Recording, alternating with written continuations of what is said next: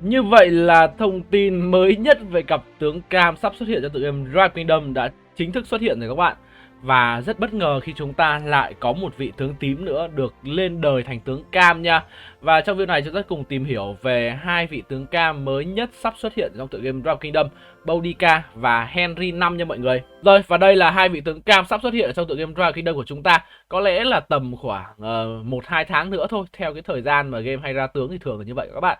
Đó là Boudica và Henry 5. Công nhận là ông Henry 5 này đẹp trai thật sự và cập nhật cái trend đầu cắt moi của Việt Nam nhanh thật sự.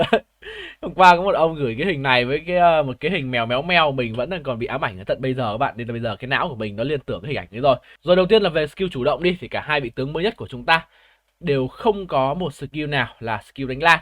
Đây có thể nói là một cái điều cũng khá là thất vọng đối với mình, bởi mình đang mong chờ một vị tướng có khả năng đánh lan để mình có thể đem được ra để đánh trên open field nó tốt hơn. Tuy nhiên, việc không có skill đánh lan không đồng nghĩa với việc bộ skill của hai vị tướng này nó mất đi giá trị khi các bạn sử dụng để đánh nhau trên đồng nhá. Đối với Boudica, các bạn sẽ có khả năng gây sát thương, hệ số sát thương là 2300 và các bạn sẽ tăng sát thương mà đối phương nhận vào 35% trong 3 giây tiếp theo, và đồng thời các bạn còn được giảm thêm 30% tốc độ hành quân của mục tiêu. Đây là một cái chỉ số khá là ngon. Tuy nhiên, các bạn cần phải để ý cho mình, đó là giảm 30% tốc độ hành quân này nó lại không thật sự là hợp lý nếu mà các bạn đặt vào vị trí của một tướng cung. Tại vì sao? Tại vì tướng cung nó chạy rất là chậm các bạn, cung với bộ chạy rất là chậm. Thành ra cái khả năng làm chậm từ cung ấy mình nghĩ là cũng không khá hơn đâu.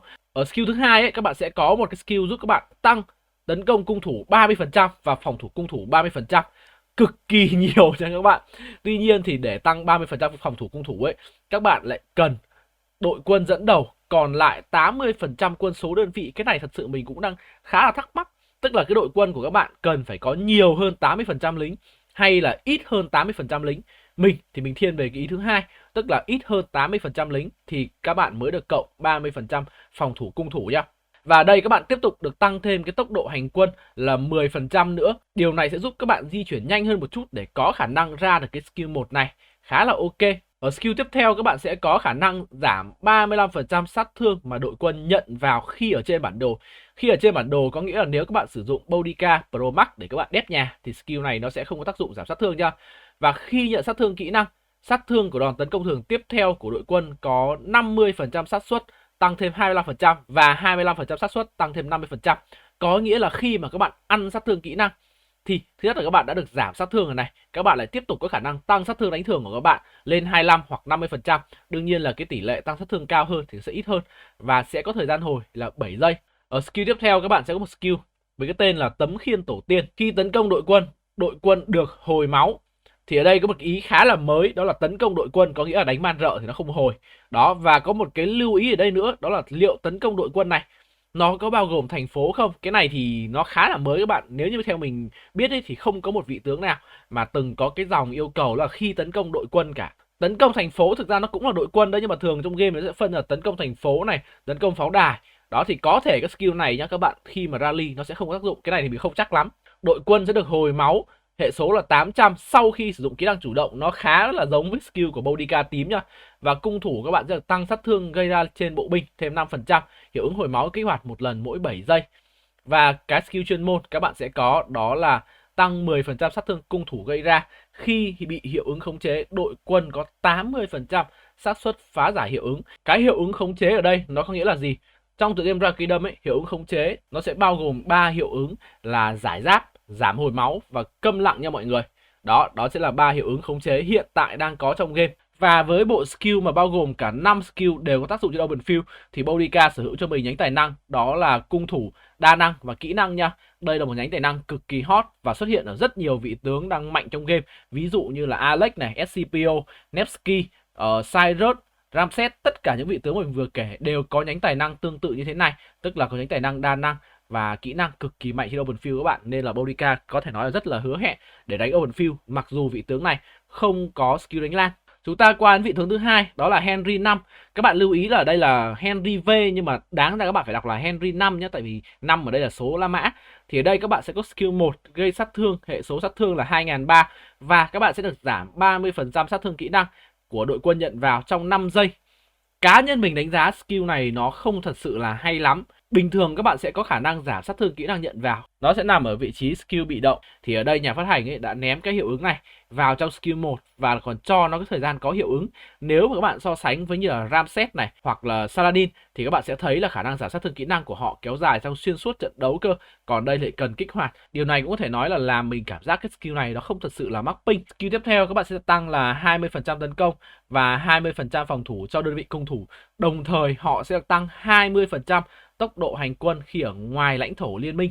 Thì cái điều này nó rất là hay khi các bạn đánh open field, nó kết hợp rất là tốt đối với cái skill 1 của Boudica hồi nãy, nó có khả năng làm chậm thì các bạn cần phải có cái tốc độ di chuyển nhanh như thế này thì các bạn mới ra được skill.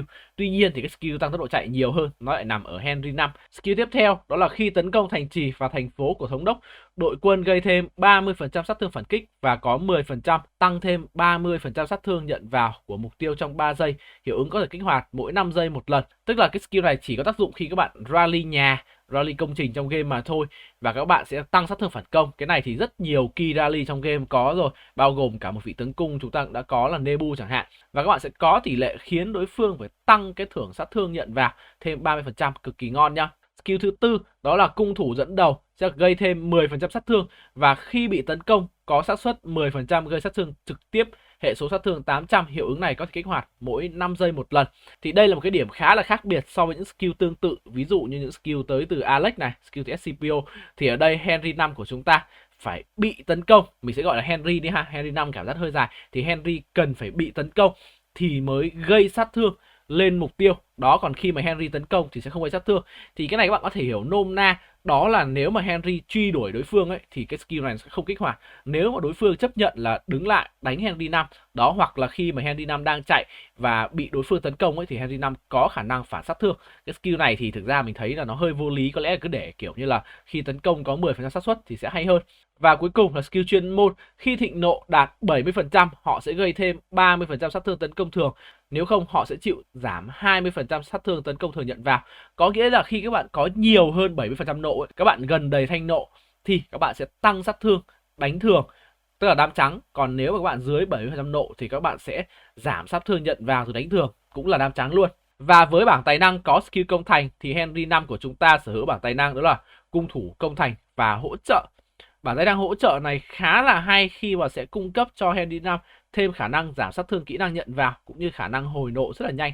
Tới từ cái bảng hỗ trợ này nó sẽ giúp cho cái chu kỳ ra skill của Henry 5 ấy nó nhanh hơn nếu mà vị tướng này được sử dụng để đi chính. Tổng kết lại về bộ skill của hai vị tướng này thì mình đang còn khá là phân vân. Thứ nhất đó là đâu sẽ là vị tướng mà sẽ được đưa vào trong MGE và đâu sẽ là vị tướng vòng quay. Cá nhân mình cho rằng Boudica sẽ là tướng vòng quay và vị tướng công thành Henry của chúng ta sẽ là vị tướng ở trong MGE. Và đây liệu có phải sẽ là một bộ đôi mà các bạn bắt buộc phải lên một cặp không?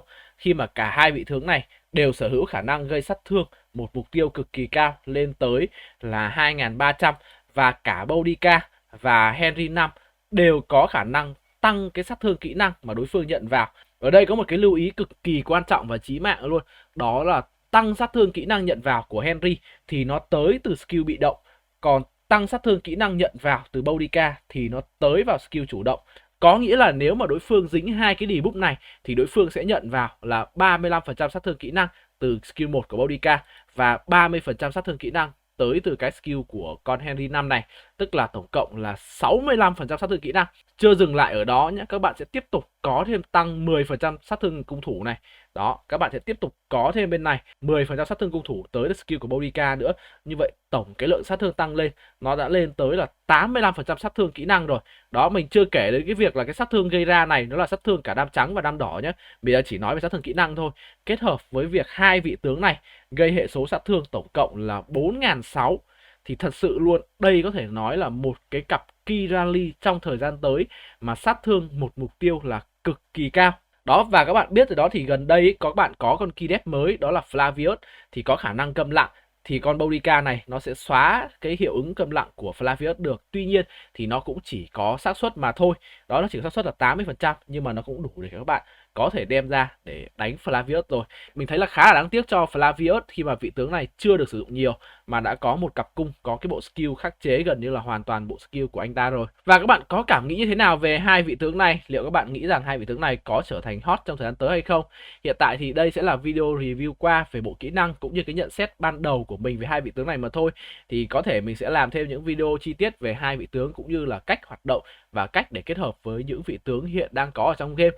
Và nếu các bạn muốn theo dõi nhiều hơn những video về tựa game Riot Kingdom và không muốn bỏ lỡ những video mới nhất về những cái vị tướng sắp xuất hiện trong game thì hãy ấn ngay nút like và đăng ký kênh nha. Hẹn gặp lại tất cả các bạn ở video sau. Bye bye.